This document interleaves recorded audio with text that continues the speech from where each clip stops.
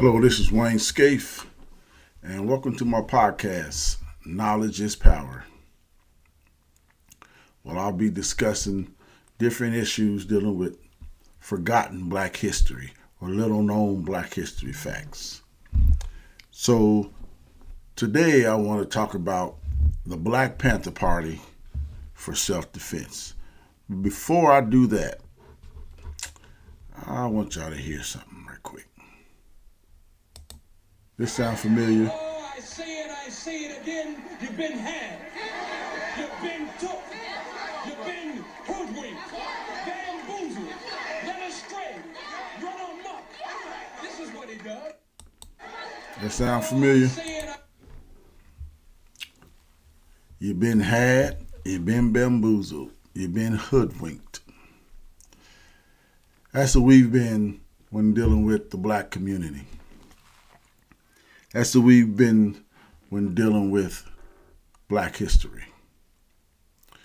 So, for years, people have talked about the Black Panther Party, and they've had a negative portrayal of the Black Panther Party.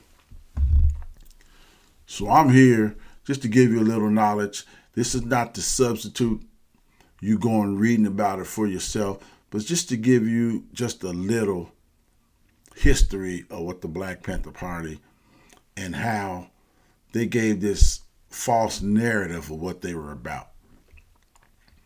So, the Black Panther Party was founded by Bobby Seale and Huey Newton in Oakland, California in 1966. And these were two educated young men, and they basically wanted to protect their neighborhoods. That's all they did, because back then the police were going around brutalizing the Black neighborhood. So these two young men wanted to go around and protect the Black neighborhood. So they developed this idea that they would sell these books to college students to raise money. And when they raised money,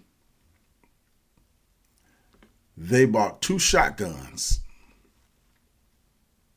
That's where the negative portrayal came through history about the Black Panther parties. So remember, they were called the Black Panther Party for self-defense. So they bought 2 shotguns from the proceeds from selling these books. And what they would do was, when the police would come through patrolling in the Black neighborhoods and harassing Black people, they would follow the police with these shotguns. Not to intimidate them, but to protect their neighborhood. They never harassed the police. They just followed them while the police were harassing the Black community.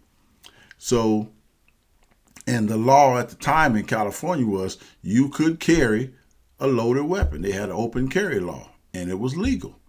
So when the Black Panthers found out, they were like, well, shoot, they can do it, we can too. And what they were doing was legal. So once they started doing this, the police were upset that these Black Panthers were following them. So this state congressman by the name of Don Mulford, he came up with and authored a bill called the Mulford Act, where it would make it illegal to carry a loaded weapon in the state of California. So Black Panther Party heard about it. They went to the State House while they were voting on this bill, and they inadvertently walked out on the floor as they were voting on this bill. Press got a hold of it. They made a big deal out of it, and they took pictures and looked like armed Black men are raiding the Capitol. But it wasn't like that. They were legally carrying their firearms. They weren't there threatening anybody. They just carried their firearms around with them wherever they go because it was legal. So this bill passed that would make it illegal to carry an open firearm. And at the time, the governor was Ronald Reagan. And he signed the bill into law with, now listen to this, with the approval of the NRA, the National Rifle Association. And at the time, the National Rifle Association, if you know anything about them, they're all about gun rights. They don't want anybody to lose their gun rights. But when it came to the Black Panther Party, they sided with this new bill to take the rights away from them. First time they had ever done that. And to this day, I believe they've ever sided. If you ever see about any of the school shootings that's going on right now, and they talk about gun reform, the NRA is, no, we're not for that. But back in 1966, when these Black Panthers got educated and said, well, you know what, we can carry loaded guns, the NRA sided against them. So Ronald Reagan signed this bill into law. So Huey Newton, one night, he was riding, he gets pulled over by the police, and a shootout occurred. Huey Newton and 2 police officers were shot. One of the officers died. They charged Huey Newton with murder. And I don't know if you remember like pictures of history where they had the Free Huey signs. That's what that was about, because they knew Huey Newton was railroaded. About this time, an older man by the name of Eldridge Cleaver, he joined the Black Panther Party in 1966. So one night he was driving, and there was a 17-year-old kid that was a black member of the Black Panther Party named Bobby Hutton. They get pulled over by the police, and the police start shooting at them. Bobby Hutton, the 17-year-old black kid that was a member of the Black Panther Party, he gets out the car with his hands up, surrendering. They shoot that young man 12 times and killed him. 12 times. They arrest Eldridge Cleaver, and before he could go on trial, he fled the country. But they arrested him and they charged him with murder. And he fled the country. About this time, the Black Panther Party was getting so fed up. Remember, the name was the Black Panther Party for Self-Defense, because they would defend their neighborhoods. About this time, they changed the name from the Black Panther Party for Self-Defense to just the Black Panther Party. So what they did was they start developing more interest in their own people, in their neighborhoods. They came up with free breakfast programs.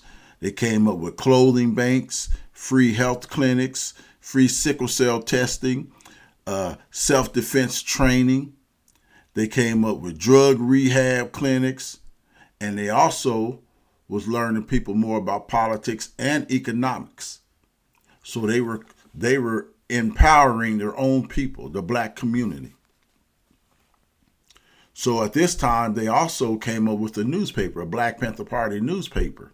And at this time, the Black Panther Party branches were coming up all over the country. That Black Panther Party newspaper was the most widely sold newspaper in the country. They sold 250,000 copies per week.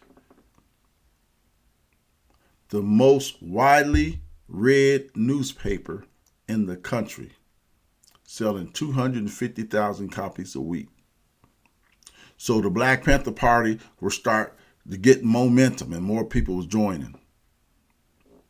In come J. Edgar Hoover, the director of the FBI. He was actually the first director of the Federal Bureau of Investigation, but he was also a director of another federal government agency. But when the Federal Bureau of Investigations started, he was the first director. So he considered the Black Panther Party a threat. Matter of fact, he said they were the greatest threat to the internal security of the United States. Mind you, Black Panther Party ain't killed nobody. They were all about self-defense.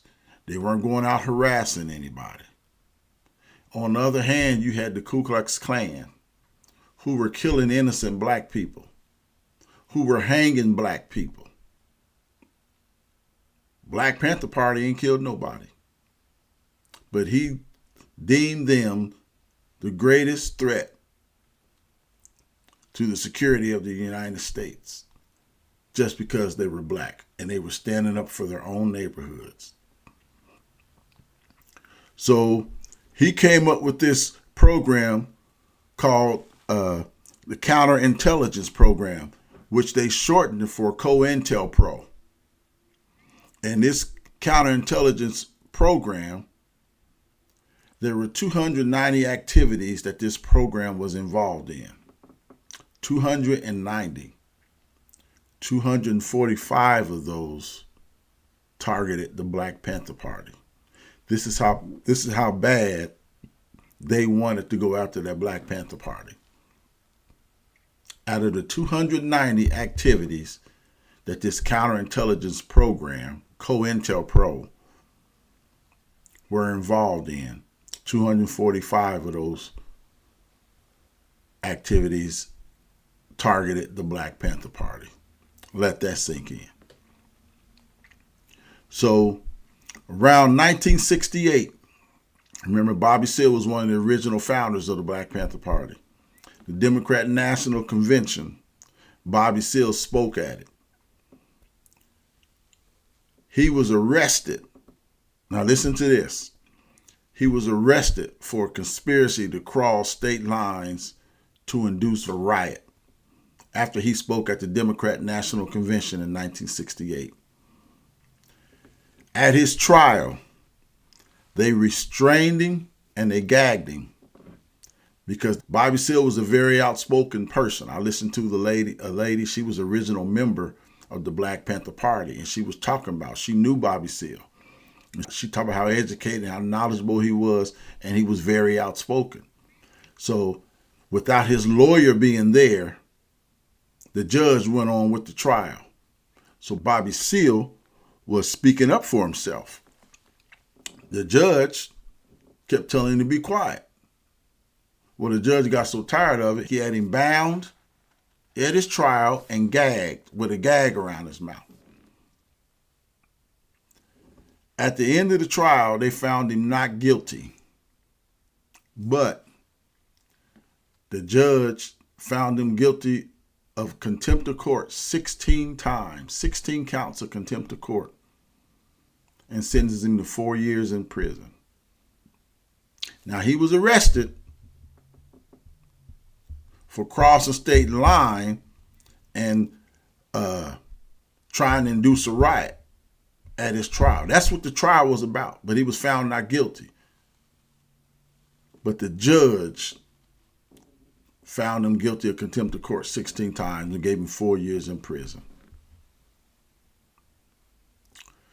So later on, a young man came along named Fred Hampton. Fred Hampton was 21 years old when he was a member of the Black Panther Party. He rose through the ranks because he was very educated and he was a great speaker. And people followed him. He had a great following because he was a good man and he had a lot of knowledge, even at the tender age of 21 years old. And at this time, the Black Panthers developed what was called Panther Pads. So they would, a whole bunch of Black Panthers would live together. They would bring their money together and they would all live together in different Panther Pads in different houses. So Fred Hampton, the 21-year-old leader, he rose to the ranks of the leader of that chapter. And this was in Chicago. So Fred Hampton, they wanted him dead so bad. The FBI was targeting him. Chicago police was trying to get anything on him because they hated the Black Panthers, how they stood up for themselves and how they was teaching black people to fight for themselves, stand up for their rights. J. Edgar Hoover wanted him so bad. They wanted him dead so bad. So what they did was they found this young man by the name of William O'Neill. And they convinced him to be a spy for him. So William O'Neill, he was already a member of the Black Panther Party. So he developed a friendship with Fred Hampton. Fred Hampton promoted him to the head of the security for that branch in Chicago. So the FBI had him infiltrate the Black Panther Party. So William O'Neill, who was, like I said, he began to be a close friend of Fred Hampton, and he was the head of security. So William O'Neal was going back feeding information about what the Black Panther Party was doing. He was going back feeding this to the FBI. So one of the things he was doing, he set up sales for the Black Panthers to buy guns. They didn't realize William O'Neal had set these sales up with the FBI. So they were buying their guns from the FBI and didn't even know it because William O'Neal had set these sales up. So the FBI was selling them guns, so then the FBI can go back and tell the Chicago police they have guns and this is what they're doing. So he was telling them everything. So one day, William O'Neal decided he's going to give the FBI the whole layout. He gives the FBI the whole layout of Fred Hampton's apartment. Showed them where Fred Hampton's bedroom was, showed them every door to it. They gave him a whole layout, and he gave them a key so they could just walk in, unlock the door and walk in. So one night, Fred Hampton was in his bed asleep, and right next to him was his pregnant girlfriend. And at this particular night, William O'Neal had drugged Fred Hampton. So Fred Hampton was asleep, knocked out. He had been drugged. The police bust in. So the FBI had fed this information to the Chicago police. Chicago police bust in. When they bust in, the guy that was sitting there inside the door, had a shotgun. He was loaded with a shotgun. He was the first line of defense. He was like the guard on duty. When they busted in, they shot the guard. What they found out was he fired one shot, and when he got shot, he fell back and fired a shot up in the ceiling. They went through. They fired over 100 shots. The Chicago police riddled that whole apartment with bullets. Went straight to Fred Hampton's bedroom because they knew where it was because they had a layout. It's the only one they were after. So they killed the guard, went straight to Fred Hampton's bedroom and shot him in the bed. Didn't shoot his girlfriend that was next to him, his pregnant girlfriend, shot him. When they shot him, they drug him out the bed and they noticed he was still alive. So when they drug him out the bed and got into the hallway, they shot him 2 more times in the head. And his girlfriend said in an interview that you could hear him say, he's good and dead now. So they carried him out, took pictures and everything as they carrying him out, the Chicago police. So when they did their press conference, they recreated the apartment. And they recreated the scene, the crime scene. And the Chicago police said there was over 200 shots fired, saying that the Black Panthers fired as many shots as the Chicago police, and they fired in self-defense. They did all this for the news. Well, what they didn't do was they never secured that crime scene of the apartment. So when the Black Panthers went back there and they saw that crime scene, they start opening up the door, inviting journalists to come in and members of the public so they can come in and see what really happened. So the FBI recreated their own scene away from the actual scene. And they said that Black Panther Party fired, between the Black Panther Party and the Chicago police, there was over 200 shots fired, saying they fired as self-defense, and the Black Panther Party, they were shooting at them, and that's why so many shots were fired.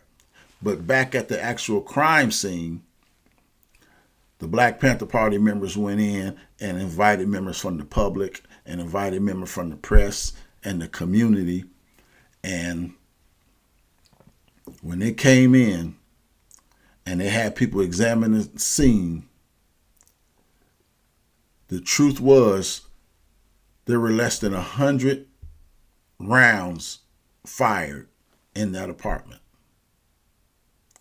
The Chicago police version was 200 rounds. The actual apartment had less than 100 rounds. And all but one round was fired by the Chicago police. Only one round was fired by the Black Panther. And it was that one that was shot up in the ceiling when the guard was shot when they first came in, and he fell back and fired that round up.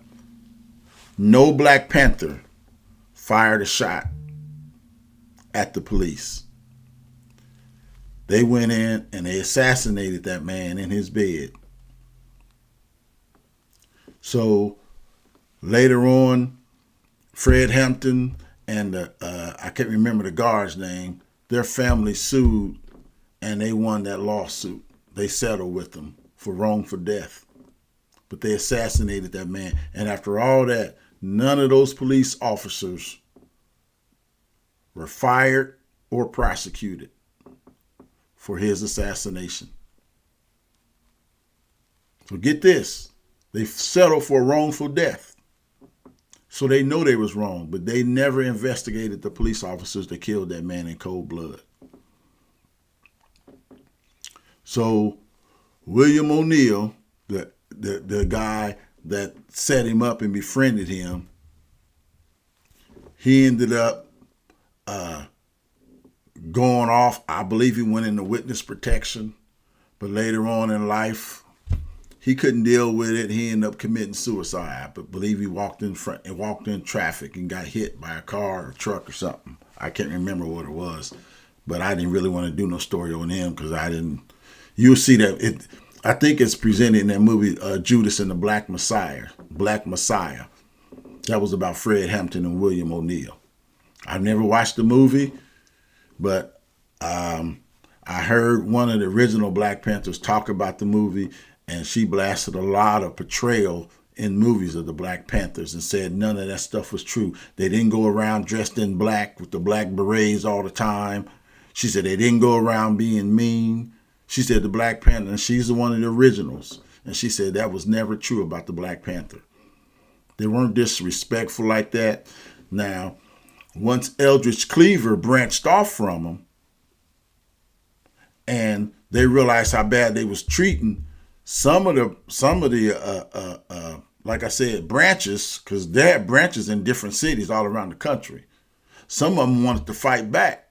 But some of them were like, no, we're all about taking care of our communities. So later on, around 1982, by this time, the Black Panther Party, they were tired of all the flack they were getting from the government, the federal government, and that COINTELPRO program with the FBI. And remember, they weren't out harassing, killing, doing none of this stuff that they've been portrayed. But they got tired of it. And I guess you can just only take so much. So by 1982, most of the branches disbanded because they got tired of being harassed by the government and by the local police in that area because they were Black Panthers trying to look out for their community. But one more thing I want to say is, in December of 1969, a newly formed group out of the Los Angeles Police Department called SWAT, Special Weapons and Tactics. Y'all know what SWAT is. Their first time they were formed and the first action that they did was they raided a Black Panther Party office. That was the first action of the Los Angeles Police Department SWAT team, was to raid a Black Panther Party office. Now, mind you, all they wanted to do was take care of their people, have their people stand up for their rights, and protect themselves. They never killed anybody. They never went out harassing anybody. They never antagonized anybody. But J. Edgar Hoover and the Federal Bureau of Investigation said they was the They were the greatest security threat to the United States. And they created that program just to go after them. How can they be the greatest security threat to the United States when the KKK was going out killing innocent black people and taking pictures and laughing about it?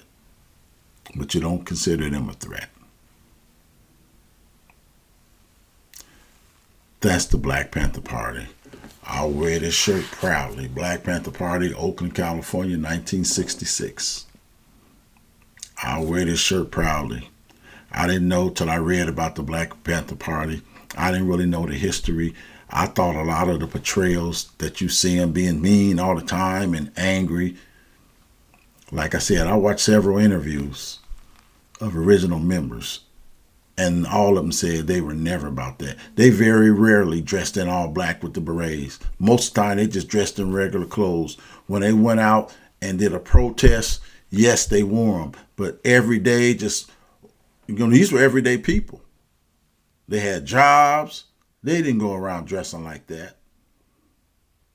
But you see them portrayed in some of these movies, and that's all you see them with on as the Black Panther Party member, that beret and being mean and angry. It wasn't always like that.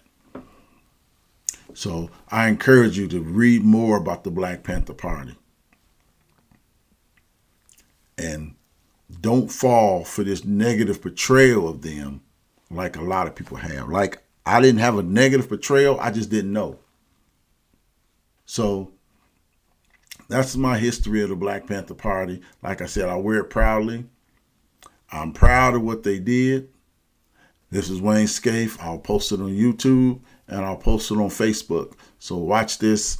If you go on my YouTube channel, Knowledge is Power, hit that like button and subscribe. Thank you for your support, and I will see you on the next video. Thank you.